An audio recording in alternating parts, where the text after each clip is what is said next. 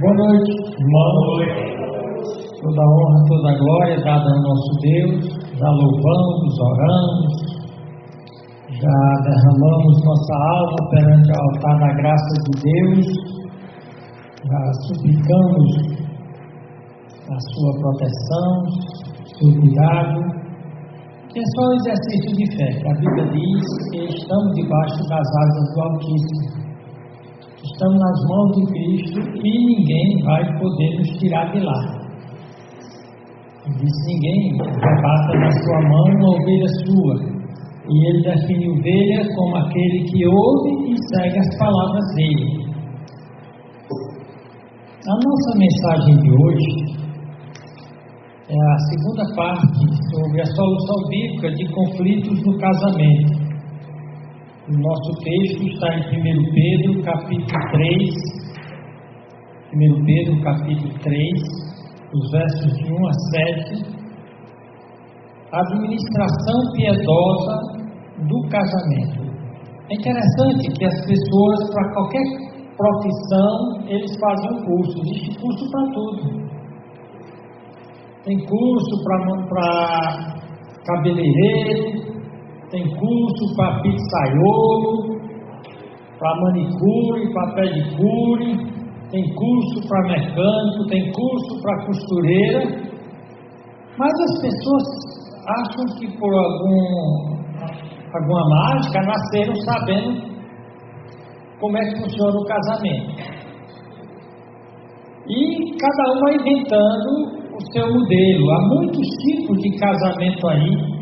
E especialmente no nosso tempo, tem casamentos que são completamente contrários ao que a Bíblia diz, são irracionais, são modelos de casamentos criados pelo homem para fracassar, criados pelo homem para terminar em separação, divórcio, matricídio, feminicídio, delinquência juvenil e toda sorte de coisa ruim.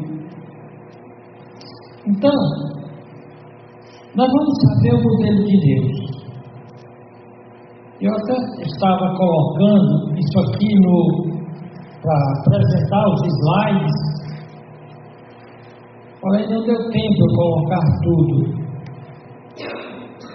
Os dois versículos principais, eles dizem. Vamos ler logo o capítulo de 1 Pedro, os versos de 1 a 7. Aqui você tem um modelo de Deus de casamento.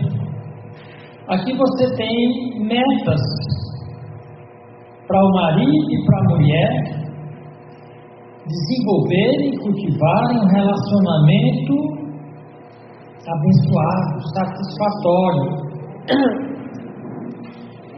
Então, 1 Pedro, capítulo 3 diz: semelhantemente, ou da mesma maneira, porque ele estava falando sobre os deveres do cristão, então, os deveres em relação aos reis, aos governadores desse mundo, como os empregados deveriam se comportar com os seus patrões, os seus senhores. Então, da mesma maneira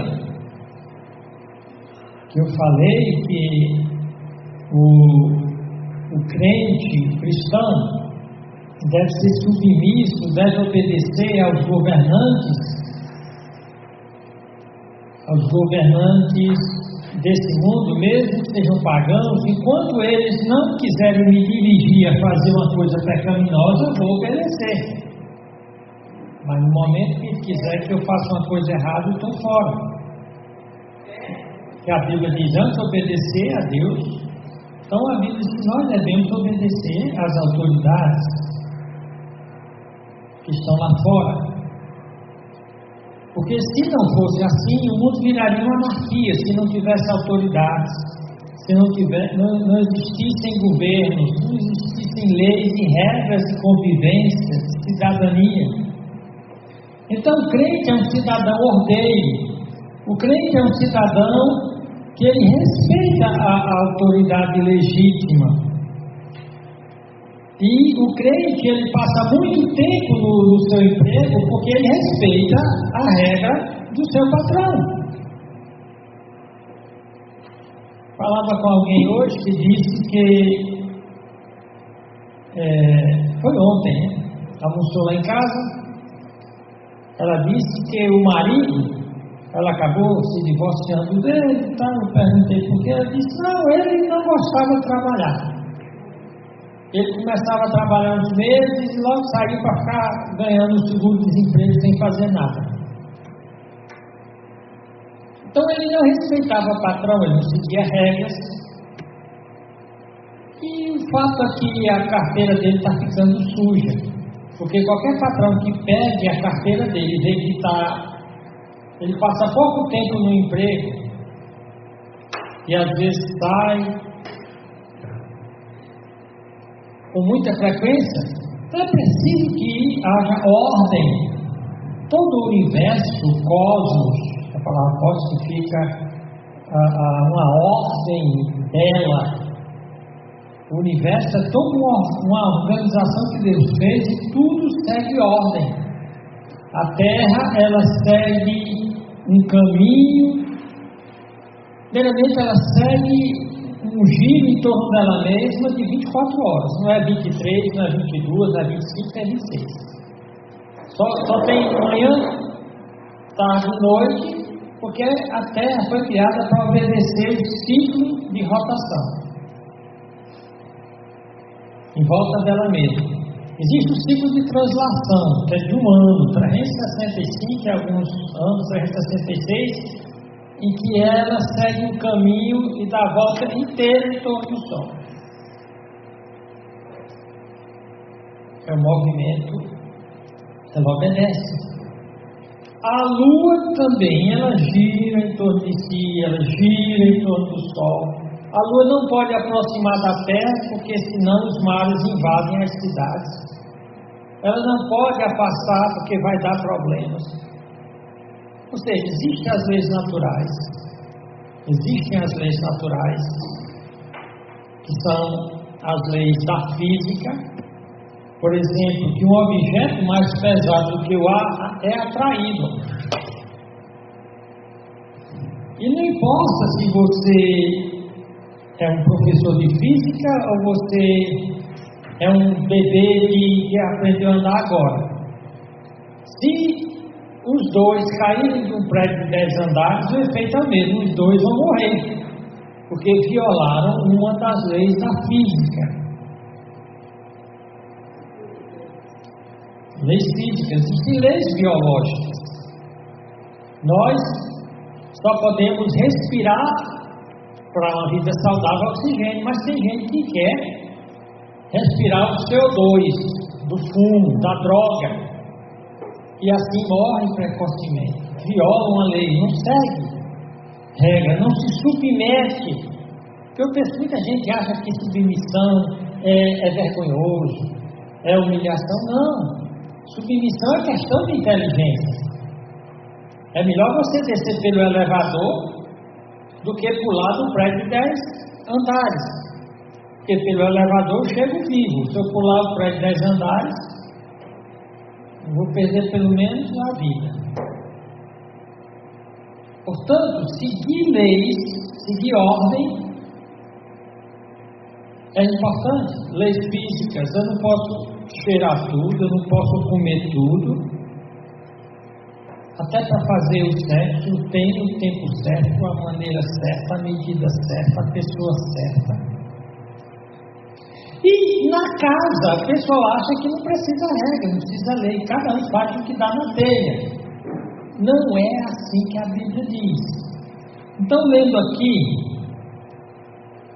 o projeto de Deus para o casamento, para a administração do casamento. Nós vimos na mensagem anterior, lá em Coríntios 11, que Deus é o cabeça de Cristo, Cristo é o cabeça do homem, o homem é o cabeça da esposa, e os filhos vão ficar embaixo, submissos a todo mundo. Ou seja, os filhos se submetem a papai e mamãe, a esposa se submete ao marido, e o marido se submete a Cristo, e Cristo a Deus. Essa ordem não pode ser invertida sem causar caos, confusão. Vamos ver isso. Nós citamos isso na última mensagem. Alguns chamam de cadeia de comando, ou hierarquia de comando, aquela mesma que tem em um navio. Para que o navio funcione direito, existe toda, vamos dizer assim, uma administração hierárquica, onde cada pessoa tem a sua missão, o seu papel para fazer, e para que seja bem feito, ele se submete a outra. Em um avião do mesmo jeito, em uma empresa. E por que na casa nós achamos que o negócio deve ser solto? Como diziam quando era menino, casa de mãe chica, todo mundo manda. Panela que todo mundo mexe. Eu acho que a Nazaré já ouviu esse ditado, né, Nazaré? Casa de mãe chica que todo mundo manda. Panela que todo mundo mexe, sai o quê? Salgado ou sai insosso? Então tem de ter ordem. E Deus estabeleceu uma ordem no lar. Estabelecer uma ordem na família. Isso aqui é muito importante para quem já casou e para quem ainda não casou, como a Mariana e a Williana. Vocês já? O William também não casou, não. Viu, William? Tem regras. Se não seguir as regras, eu conheço jovens chorando com menos de 30 anos, que casou errado. E a mulher deixou ele por outro homem, e disse que não quer nem saber dele do filho, que é a avó que crie, e ele fica na tristeza. Mas tem a questão de seguir regras, seguir leis. Se não seguir regras, há o caos. O que é o caos? É a confusão, é a perturbação. São os conflitos, as crises, os problemas. Então, vamos escutar aqui. Então, no capítulo anterior, o apóstolo Paulo tinha dito que o crente, no versículo 18, ele diz: vós servos, sujeitai-vos com todo o temor aos vossos senhores. Naquela época, a relação de trabalho era entre servos e senhores. Hoje é patrão e empregado. O Edson, ele é empregado e tem um patrão. Qual é o papel dele, como o crente aqui diz? Edson se sujeite com todo o temor. Essa palavra temor aqui não é tremendo, com medo não. Esse temor aqui é uma consideração respeitosa. Meu patrão pediu para fazer, eu não vou questionar, eu vou fazer. Quem não faz o que o patrão manda, vai ter de exercitar, né, aquela, vamos dizer assim, silabação, ha, ré, ri, ró, rua. Ha, ré, ri, ró, rua. Porque não segue o patrão. Então, ele diz aqui: vocês, servos, sujeitai-vos com todo o temor, não somente aos bons e humanos, mas também aos maus. Eu bem, não está dizendo que se ele mandar eu pecar, vai pecar não. Se ele mandar eu pecar, pode tirar meu emprego, pode me demitir, eu estou fora. Eu prefiro mendigar a fazer meu ganha-pão depender de coisa pecaminosa. Mas já porque que ele está mandando não é uma coisa que me leve a pecar, eu vou fazer.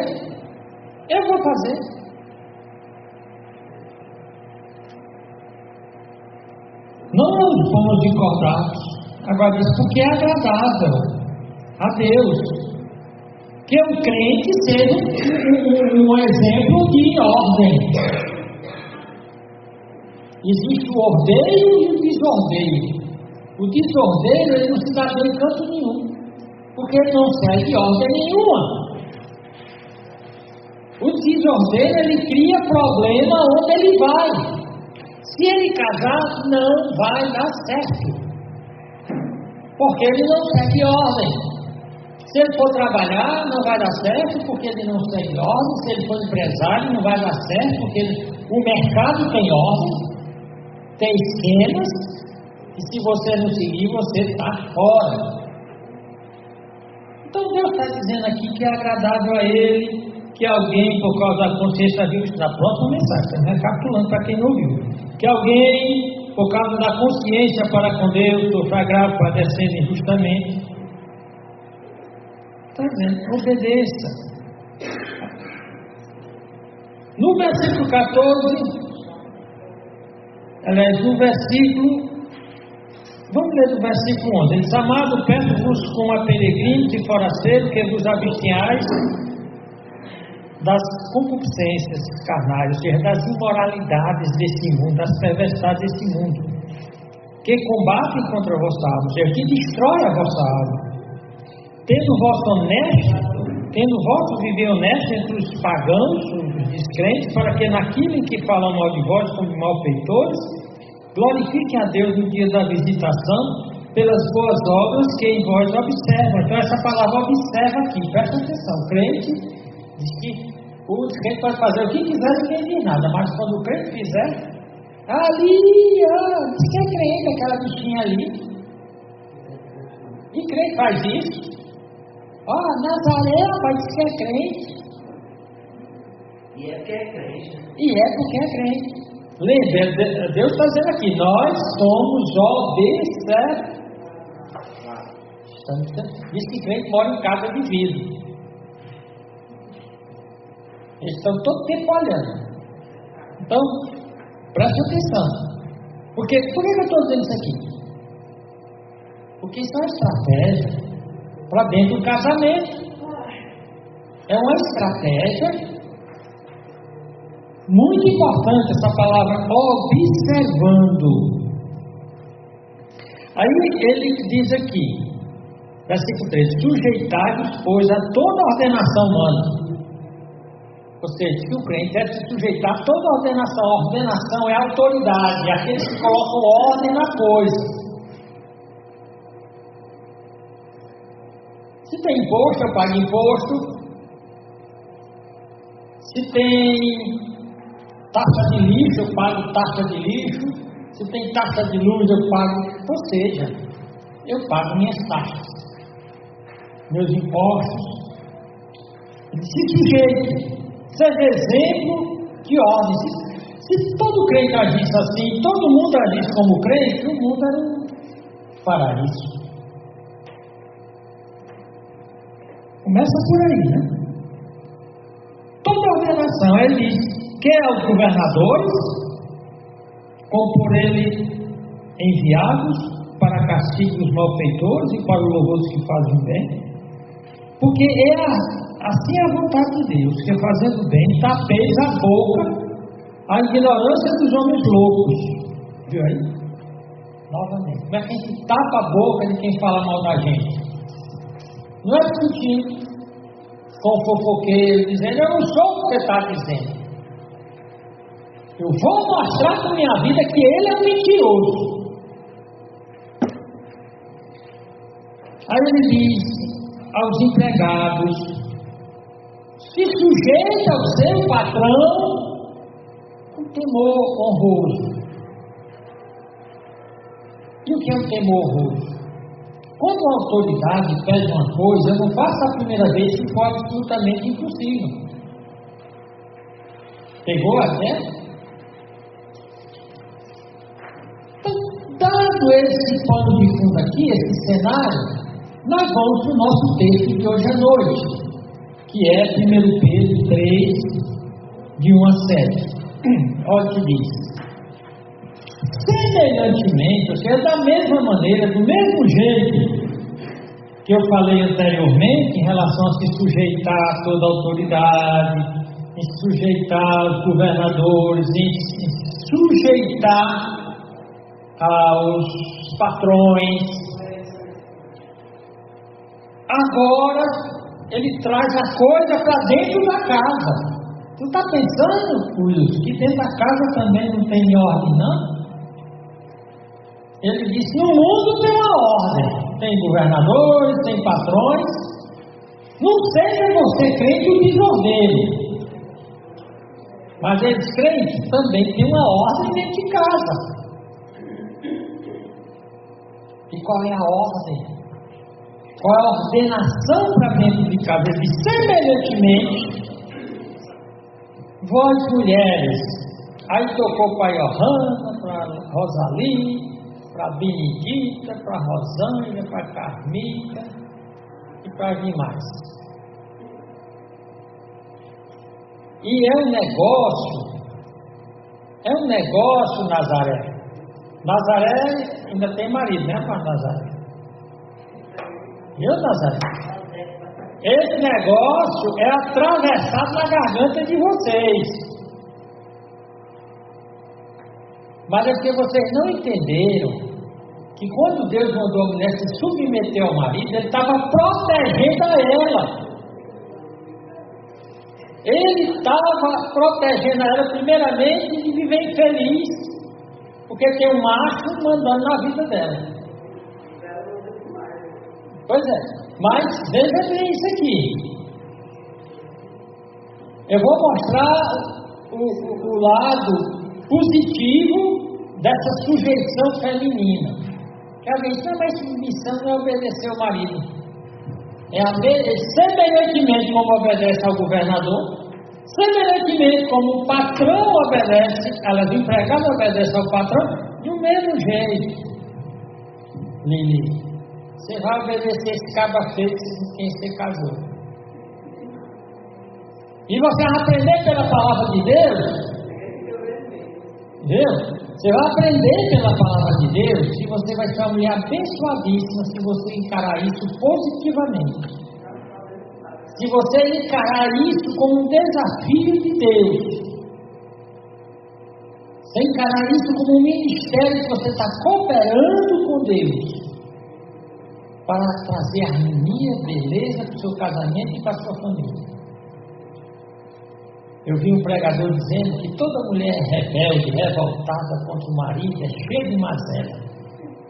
Eu não entendi até porque ele disse, tem problema na cabeça, nos rins, na barriga, bico de papagaio. Eu digo, como foi que ele chegou a essa conclusão? Como é que a mulher rebelde contra o marido até bico de papagaio tem? Mas, uma coisa eu quero dizer para vocês. Eu não sei se mulher rebelde fica até com bico de papagaio. Uma coisa eu vou mostrar para vocês. Que mulher que segue o marido, que respeita, que coopera, que foi para isso que Deus colocou uma esposa no casamento. Para ser leal, para ajudar, para facilitar. E não tem nada a ver que cada é bonzinho, não. Olha o que é dito aqui. Semelhantemente, vós mulheres, sede sujeitas aos vossos próprios maridos, para que também, se alguns não obedecem à palavra, e alguns leem erroneamente, se alguns é descrente, não, ele não obedece à palavra, pode ser alguém que se diga crente, pode ser alguém que é um pastor, tem um pastor que não obedece a palavra em casa, é um hipócrita, na igreja é um santarrão, em casa é um cãozão. Não sei se vocês conheceram a história. É um pitbull. A igreja é uma ovelha. Na casa é um lobo, um pitbull. Teve um menino lá que, na hora lá da oração, tipo aqui, né? Perguntaram o que é que ele queria. Aí ele disse, eu queria que levasse o púlpito da igreja lá para minha casa. Aí perguntaram, por quê? Porque ele traz o púlpito, meu pai é tão bonzinho, meu pai é tão manso. Você entendeu aí? Levar o púlpito para casa, porque o cara atrás do púlpito não é o mesmo dentro de casa. Depois da internet, aí você vê um monte de mulher denunciando, pastor que é o cão chupando manga, como alguém disse. Voltando para cá. Se alguns não obedecem à palavra, e pode ser muitas vezes um desses que é crente na igreja, é o cão em casa? Pelo porte ou comportamento de sua esposa sejam ganhos sem palavra. Isso aqui é... Depois eu vou tirar as lições disso aqui. Calada, não é no grito, Johanna. Ouça, filho da sua mãe. Se você não fizer o que a Johaninha quer, vai chover fogo e vai correr canivete. Não é assim não, Johanna. E como é?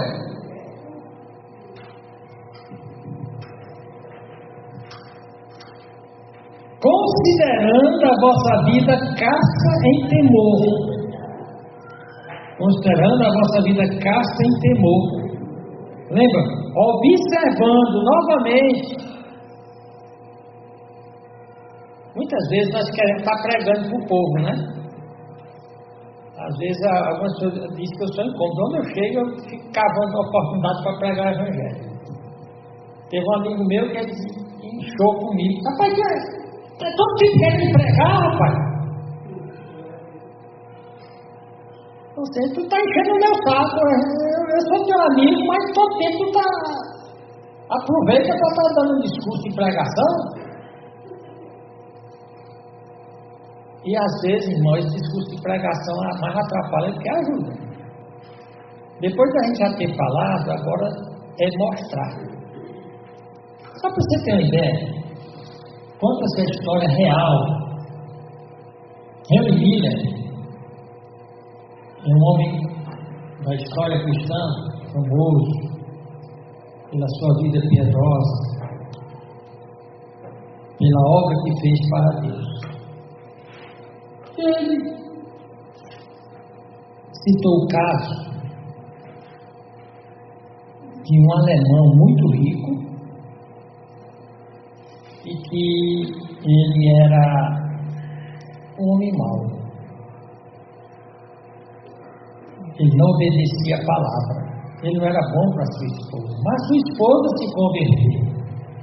E ele estava lá pelas tantas, lá pelas 10, 11 horas da noite, em um bar bebendo com os amigos dele. Eu te garanto que se eu for com vocês 3 ou 4 lá, a minha esposa está me esperando e ainda vai fazer janta para nós e ainda vai perguntar se a gente quer mais alguma coisa. Ele disse: deixa de ser idiota, pai, não tem mulher besta desse jeito não. Pois vamos. Chegar lá, a bichinha está me esperando. Ô meu filho, quer que eu faça janta para vocês? Quero. Vou fazer. Fica aí conversando. Ela fez um jantar muito gostoso. Aí os amigos dele olhando. Quando ela terminou: vocês querem mais alguma coisa? Não, senhora, muito obrigado. Posso me recolher? Pode. Ela subiu. Aí os amigos: rapaz, tu não presta não, tu não tem vergonha. Tu tem uma mulher boa dessa e tu trata ela desse jeito, cara. Deixa de ser cretino. Eu não vou nem comer essa comida, que eu não tenho coragem. Aí se levantaram. Rapaz, aquilo tocou tanto no coração daquele homem que no outro dia ele disse: fulano, de repente eu percebi que eu tenho sido muito mal com você. Ore por mim, para que eu conheça isso que você conheceu. E aquele homem se converteu. História belíssima. Olha o que diz aqui. Semelhantemente, vós mulheres, sede sujeitas aos vossos maridos, para que também, se alguns não obedecem à palavra, pelo comportamento de suas mulheres, suas esposas, sejam ganhos sem palavra. Aquela mulher não gritava com o marido dela, o nazista não, o alemão. Mas ela ganhou caladinha. Tratando ele bem. Lembra falando na mensagem passada?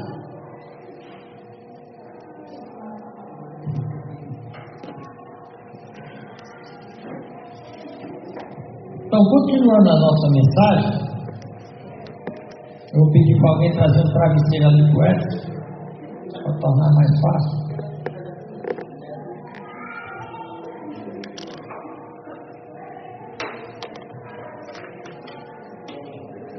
Bem, irmãos, vamos continuar. Então, os dois versículos principais têm esse primeiro: semelhantemente, vós mulheres, seis sujeitos aos vossos maridos, para que também, se não obedecem, também, se não. Eita, o nosso tempo, eu vou ter que apressar aqui. Para que também, se alguns não obedecem à palavra, pelo porte ou comportamento de suas mulheres, sejam ganhos sem palavra alguma, considerando a vossa vida casta em temor. Ela diz: o enfeite, a beleza delas não seja o exterior do pisar de cabelos, de joias, de ouro, na compostura de vestidos, mas o homem coberto no coração, no incorruptível traje de um espírito manso e quieto, que é precioso diante de Deus. Porque assim se adornavam também antigamente as santas mulheres que esperavam em Deus e estavam sujeitas a seus próprios maridos. Como Sara obedecia a Abraão, chamando-lhe Senhor, da qual vós sois filhos, fazendo bem, não temendo nenhum espanto. Eu ia comentar cada um desses versículos, mas eu vou pular para o 7. Vou deixar para a próxima semana, que nós começamos um pouquinho adiantado. Ele diz aqui: igualmente vós maridos, coabitar com elas. Viu? Igualmente vós maridos, coabitar com elas com entendimento, dando honra à mulher como vaso mais fraco, não sendo vós os seus cordeiros da graça da vida, para que não sejam impedidas as vossas orações. A Bíblia diz que a mulher, ela deve ganhar o marido sem briga, sem exigência, sem ameaça. Eu já mostrei aqui que é possível ganhar. E quanto ao marido, igualmente vós maridos, coabitai. O que é coabitar? É morar. Você mora com sua mulher ou Flavinho? Que nada, vocês dormem juntos, passam o dia trabalhando, já chega tarde. Você sabia que a maioria dos maridos não moram com a mulher, embora estejam na mesma casa? Não mora. O Wilson, né? Depois de uma hora está em casa. Mas chega, vai dormir, depois que acorda, vai ver outras coisas, tal. Você ainda está morando com tua mulher? Entendeu aqui o Flávio? Eu moro. Eu quero saber se você dedica tempo para estar com ela. O que o texto está dizendo aqui, dedique tempo real para coabitar, habitar com, morar com. Isso aqui nós vamos desenvolver mais na próxima mensagem. Eu quero deixar essas aqui, que o marido, ele só vai poder ser um bom líder, que ele é o cabeça da mulher, se ele coabitar na mesma casa dela. A maioria das pessoas hoje se levantam de madrugada para trabalhar, chegam tarde por conta de trânsito, etc. E já temos batido nessa tecla. Depois de jantar, vão ver uma série. E quando é o tempo que os dois vão coabitar, Nazaré? Não tem. Antigamente, você se lembra que você estava na calçada, ficava papeando, conversando. Como é que foi o dia, nega? Rapaz, olha, aquele Wilson, aquele menino traquinho, rapaz. E conversava, né? Isso é coabitar com. Compartilhar vivências, experiências. Por que os casamentos estão acabando? Porque boa parte das mulheres, a convivência dela o dia todinho é no ambiente de trabalho com outras pessoas. Ela nem convive com os filhos, nem com o marido. Ela não vive com o marido. Se encontram à noite para dormir. E os dois passam por um estranhamento progressivo até haver um rompimento triste. Você nota que, então, eu falei que ia dar dicas e metas para um casamento satisfatório, bem sucedido. O primeiro diz que o homem deve zelar para que haja coabitação juntamente com a sua mulher. Tem que dar um jeito para isso. Tem que tirar pelo menos um dia da semana, deixa a vovó cuidando dos meninos e vai.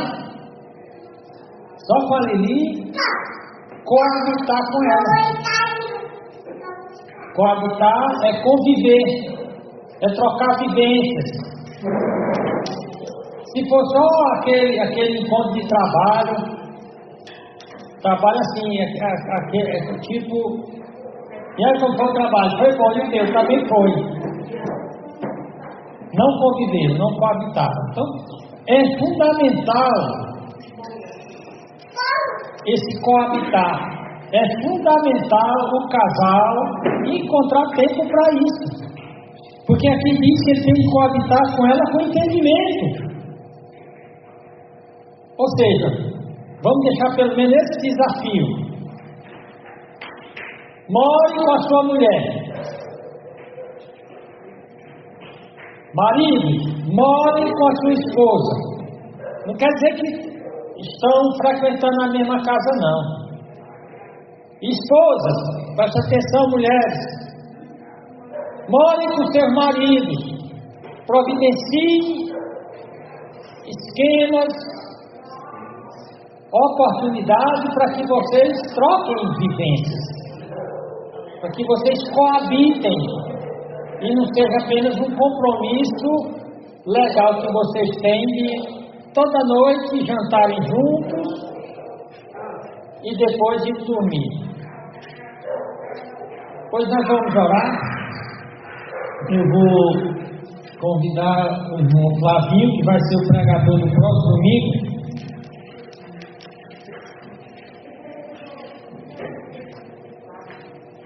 Ele ore pelo pregador do próximo domingo e ore para que os casais coabitem, para que os casais morem juntos. Eu sei que os patrões não estão mais facilitando isso. Os patrões só estão soltando os empregados já tarde. E alguns exploram sábado e domingo. Então como é que ele vai conviver com a mulher? Se ele vai coabitar com a mulher? Nunca. E isso cava um abismo entre os dois. Então, para que Deus nos dê empregos, ganha-pão, que possibilitem as famílias morarem juntos, os filhos morarem juntos com os pais, ou seja, coabitarem, terem a oportunidade de se conhecerem. Vamos lá. Oremos. Senhor nosso Deus, nosso Pai, te agradecemos pela tua palavra, te agradecemos, ó Pai, por aprender mais sobre isso hoje, ó Pai, sobre a submissão dentro do casamento. Nós, maridos, ó Pai, somos submissos a Ti, para que possamos, ó Pai, governar a nossa casa. Abençoa, Senhor, nossos lares, abençoa nossas esposas, ó Pai, que elas possam ser submissas, ó Pai, dentro do nosso casamento, para que possamos, ó Pai, fortificar ainda mais a família, que é o núcleo, ó Pai, da igreja. Nos ajuda a te servir. Te agradecemos por essa pregação. Em nome do teu Filho amado Jesus Cristo. Amém.